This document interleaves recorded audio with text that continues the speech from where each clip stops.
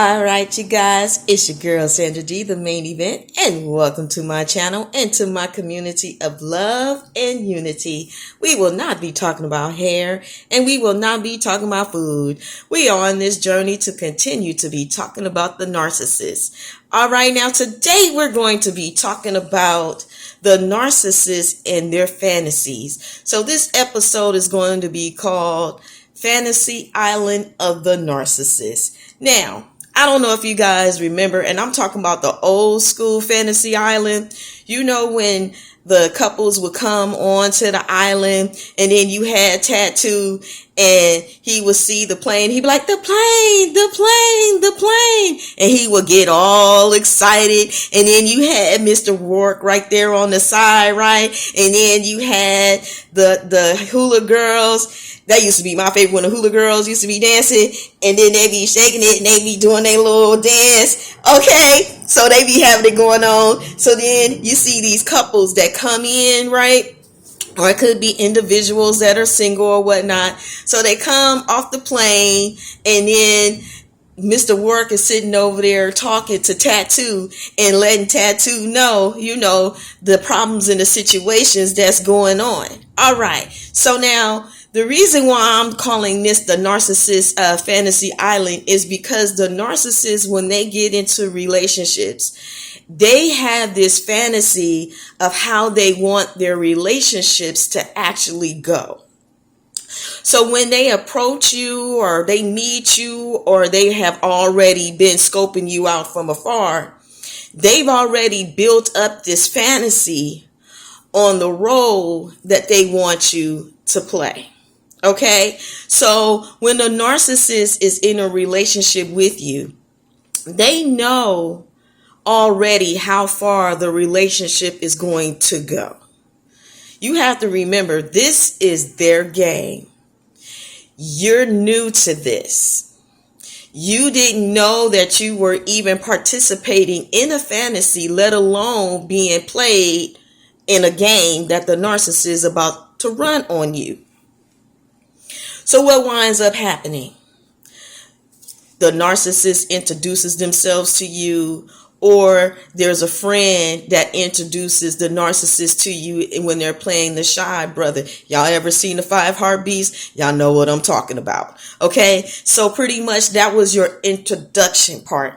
Now, after you had your introduction part, this is when it went into the love bombing stage, aka I like to call it the interview, because this is where they're getting to know you. You know that song, Getting to Know You?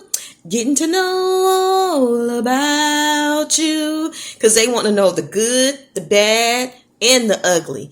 They want to know everything that makes you tick. They want to know about your past relationships. They want to know personal things about you, like your family, where you grew up, things in that nature, because they're getting the tea. Okay, and you sipping down there, kikiing it with them, thinking that this person is so amazing because they seem like they are a good listener. And they are, because they don't want to miss a beat on how they're going to run this game on you. So they got to get that intel. They got to get those details. They got to get that information. Okay, they need for you to be an open book. Okay, so now once they get all that information, then they do a script. Now, the script that they're doing is based off of the information that you told them, because they're looking to see how they're going to be able to fill that void and how they're going to be a solution to the problem of what you told them that you did not get from past relationships. Now, once they create this character, they're going to play the hell out of that character. Okay. And then you're thinking that this person is so wonderful, but they scripted it. And then on top of that, when they was pouring out the flattery, pulling on your heartstrings and things in that nature, they were creating you a love potion. Okay. They had to do that in order for you to feel loved, in order for you to feel safe, in order for you to come to their side. Okay, they need you to come into their fantasy world, not in your reality. Okay, so after they have given you this love potion, you drank it and everything, you didn't realize that when they were doing this, at the same time, they were blinding you, hypnotizing you, making sure that you didn't recognize and understand what is about to happen, because that's part of the manipulation. And they needed for you to trust them. You guys remember the analogy that I gave you guys about a rose. What is a rose? Once a rose is closed, okay, you add that solution to that water, you leave it for a couple of days, what happens? It begins to open up. And that's what they were expecting for you to do, to open up, to open the doors of your heart so that they could come right on in. Because at this point, you are now entering the trap. Now, once they sit here and fulfill what you had told them that you wanted, this is when they start to kick in their own fantasy of how they're going to figure out how they're going to extract those blessings from you. Because they already felt like they had invested their time, their money, their energy to get you into their world, without you recognizing and realizing that it was a trap. They had to give you something appeasing for you to come forward. Okay? They needed to give you something appeasing so that you would drop your guard. They needed to give you something appeasing so that you would not see what they were about to do, because that was the part of the manipulation, was to blind you, to rock the baby to sleep.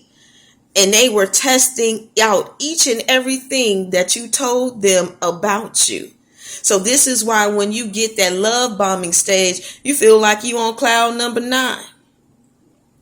And then you don't see it coming when they're about to sit over here and flip the script and give you a nightmare on M Street.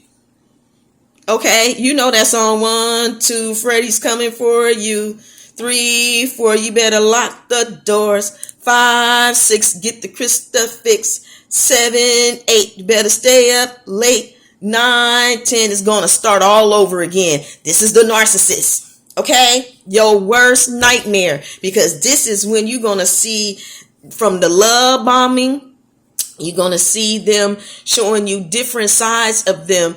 But the different sides that you're seeing of them is what they were already.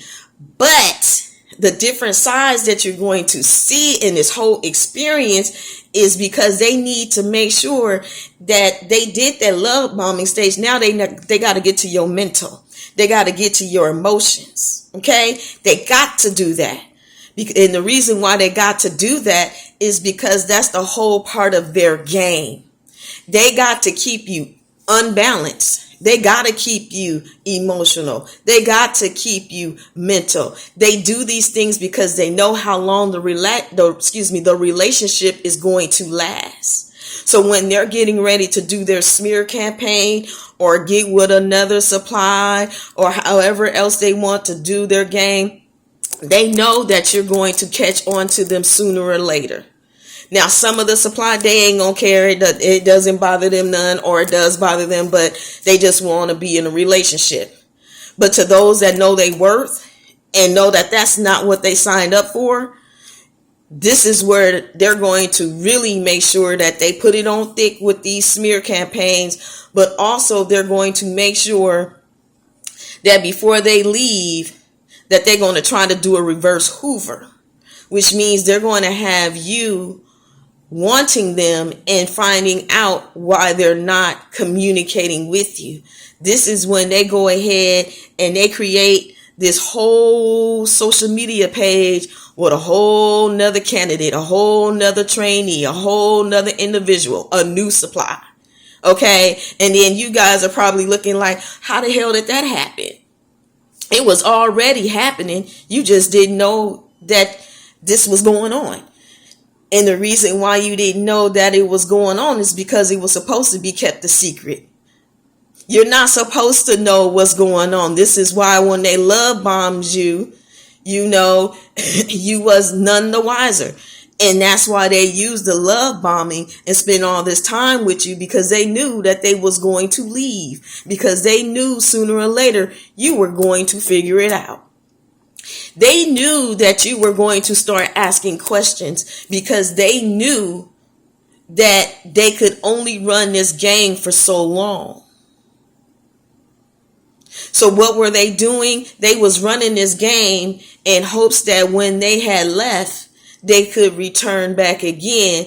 And if it couldn't be a love interest, they want to see if they could make you a friend so that they can continue to collect supply from you. So it's intentional and on purpose. Now, the reverse Hoover, you're seeing this whole new person, individual on the thing. And you probably like, they didn't do this with me. That's because that was their fantasy with that supply. He did or she did the same thing to you as they did with this supply.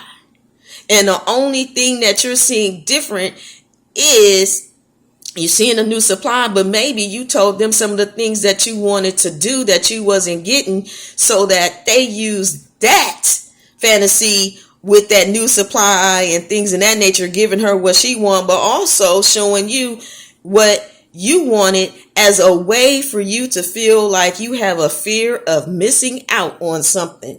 And also, they will also use that supply as a way of trying to get at you, because they couldn't get what they wanted, or they was just trying to make it to where when they were with the new person, trying to blame you like it was your fault for the relationship ending. Okay, this narcissist be doing it, and this narcissist is not up to any good at any point of the relationship. Okay, when you are dealing with a narcissist, you got to look at it as someone who's a scam artist. You know how some people that be scamming you, they'll call you and say some type of emergency, like, oh, what's that? What's one of the biggest scams that they had going on? Like with your social security card. Something's wrong with your social. There was a breach, and you'll get a call, or somebody pretending that they're calling from a bank, or you get this text, or you get this email. The only thing they're waiting for you to do is enter your information so that they can go through the back door to be able to get your information, to be able to scam you, to steal from you. And this is what the narcissist did to you. It's a whole complete scam. A whole complete scam. And they go from one individual to the next individual, just like bees do, from flower to flower to flower to flower. Okay, it's a whole complete scam. And when you're dealing with the narcissist, this is how you need to understand what is going on. They're the biggest con artists, but also they're scam artists. What you think supply is? Supply ain't just because they need a bunch of people. No. You got something that they need. You are a resource for them. And they're trying to see how that they can deplete your resources from you so that they can have it for themselves. To live this fake, phony lifestyle that they pretending to live like they're living it up. It's all smoke and mirrors. It ain't real. All they doing is stealing from Peter to pay Paul. And making you feel like it was your fault and that you did it and you did nothing wrong. It was a scam. It was a whole setup. This is their fantasy. And they wanted to make sure that they was going to live it up on Fantasy Island. I'll see you guys in the next video.